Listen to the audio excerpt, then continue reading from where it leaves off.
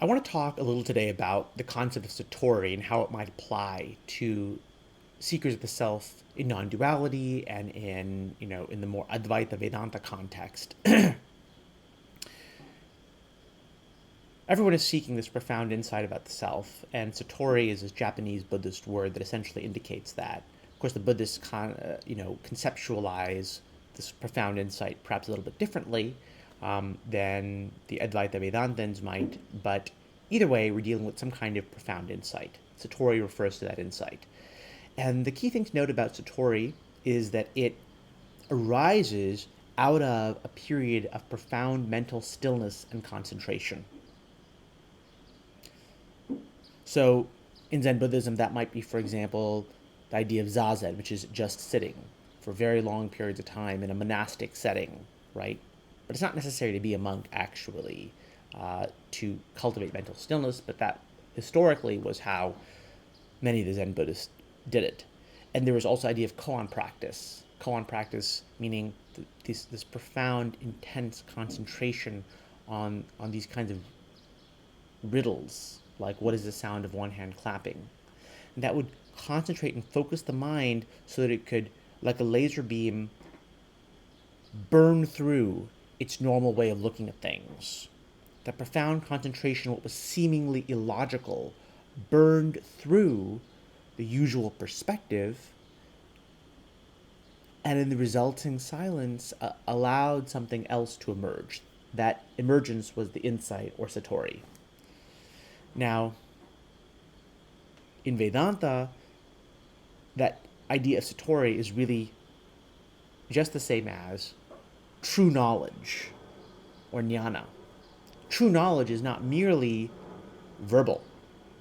In the traditional Advaita scheme, one is taught knowledge through the guru and the scriptures, right? And then what is the knowledge? Knowledge is you are not what you think you are, which is namely the body, the emotions, your intellect, your sense of being an individual, that sort of sense of I. You're none of those things.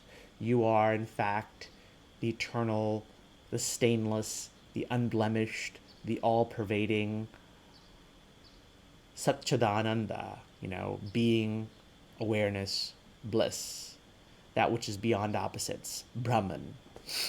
Okay, you're given all that information. Is that knowledge by itself? It is not knowledge by itself. Those are merely words, right? The knowledge, the real knowledge, the Satori, comes from the insight that those words, when actually understood, generates. What does it take to understand those words? Well, it takes profound mental silence. Which is why, technically speaking, in the traditional Advaita scheme, the qualifications for seeker were incredibly harsh and difficult to attain. Right? Ramana Maharishi actually said, probably maybe no seeker ever has had all these qualifications. Right? You had to have an ability to distinguish between the changing and the unchangeable, a dispassion and disgust for worldly objects. You had to have all kinds and varieties of mental control, an ability to be patient, an ability to totally concentrate the mind, and to have faith, and this and that and the other thing, and then on top of it all have this burning desire for liberation. So the mental equipment of the ideal seeker in the traditional Advaita context is already so still, so pure, so concentrated. And what is purity? Purity is stillness and concentration. It is the withdrawal of attention from other things so that it can be pointed like a concentrated, focused light on the discernment of the self, or really the discerning away of the non-self, leaving the self.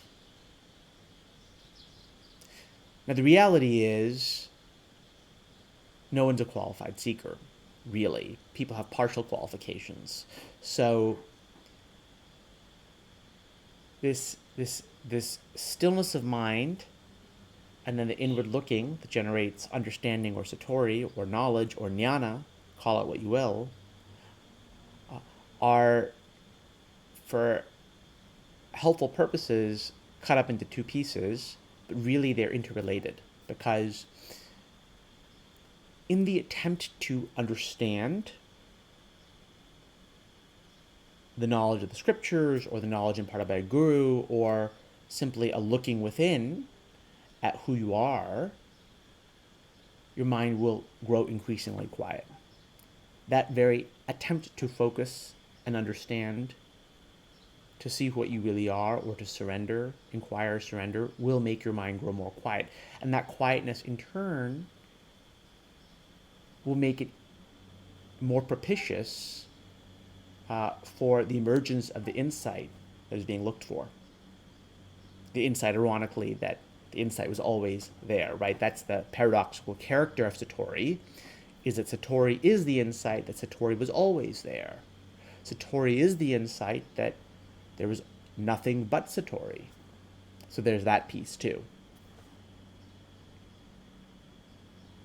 So how does one actually understand the words truly, right? This advaita vedanta knowledge that you are not the changeable, neither the external nor the internal changeable, that which is none of these things.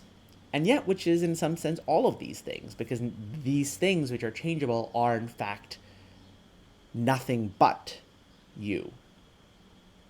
Well, the way you understand is through self-inquiry or surrender.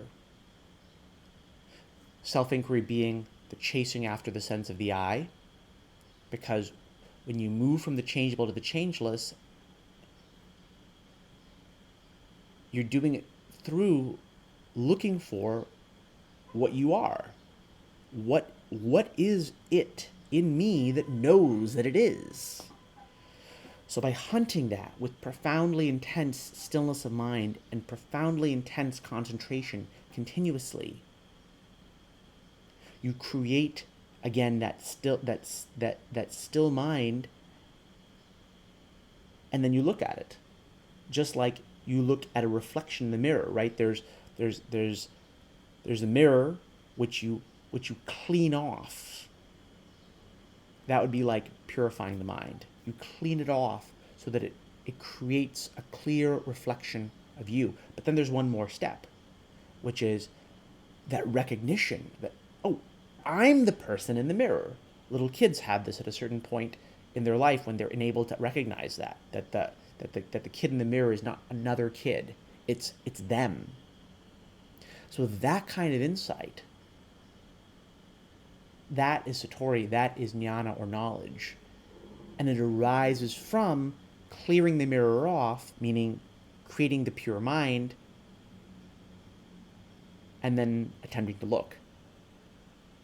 It can't be controlled, however, when that comes, because there is this essential issue, which is who's looking. The one who thinks they're looking is not the one looking. You're not the one who looks, because looking is an action. Action is in the changeable, and one is being told one is not the changeable. So who are you then? Surrender works exactly the same way as inquiry. It also stills the mind. It is also ultimately about a kind of looking.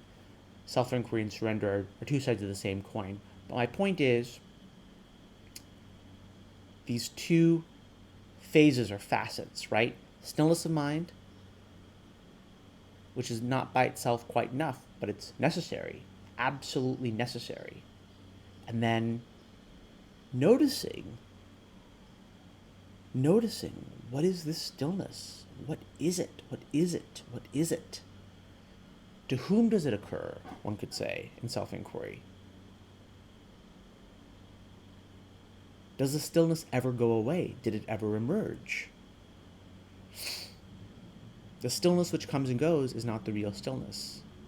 There's a stillness that remains.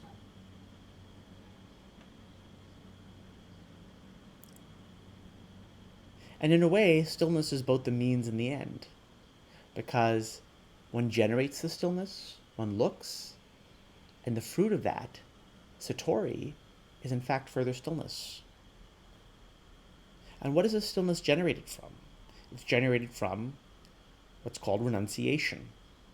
Renunciation is the withdrawal of attention from other objects, meaning your desires, your concerns with the world, with your goals, and which are premised on your belief that you're an individual person with a history and a future, and who does things, and who decides things, who has relationships. All that attention must be withdrawn from those kinds of issues if you have a burning desire for liberation, and focused, first the mind made still, and then focused on seeing that stillness for what it is.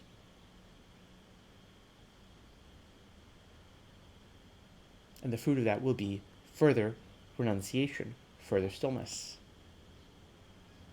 Stillness is concentration. Stillness and concentration are renunciation. Stillness and concentration and renunciation are bliss and happiness. And they are, in fact, knowledge when properly comprehended. They are, in fact, nothing but that Satori that is looked for. So what prevents that Satori from being understood instantaneously? Well, traditionally, it is seen to be some impurity in that stillness. The mind is not sufficiently still. Or you could view it as remaining mental tendencies, an imperfect renunciation. Or you could view it as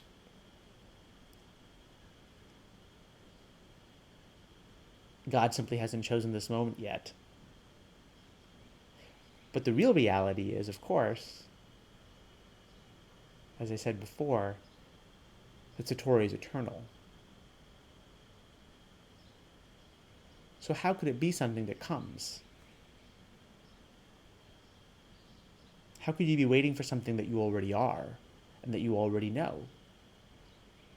But contemplation of that very question, ideally through inquiry or surrender in a sense, is a kind of Zen koan that will generate the Satori that will destroy that question.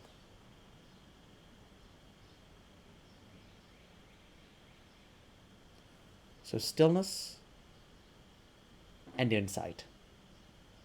Out of stillness, which is looked at, comes insight or Satori or jnana. And the fruit of knowledge or Satori or insight is stillness. And stillness comes from renunciation. Renunciation is withdrawal of attention from other objects. And that ultimately comes from honesty about what you want. Honesty about what you want is what generates the process that ultimately puts into motion the desire for liberation, the collecting of attention from changing objects, the stilling of the mind, looking at the mind, the generation of Satori, and the generation, therefore, of the fruit of the recognition of the self that, in fact, has always been recognized.